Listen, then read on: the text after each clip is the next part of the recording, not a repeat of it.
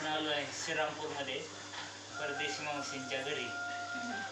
त्यांना गुडघ्याचा त्रास खूप दिवसापासून होता, म्हणजे 4-5 महिन्यापूर्वीपासून थोडे गुडघे दुखत होते.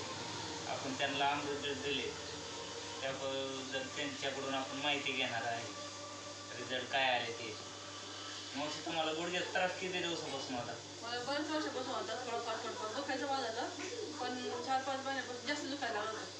नस गुडघ्याची खालची बाजूची नस आहे ना, सारखी दुखायची आणि जरा लई त्रास होत होता मला.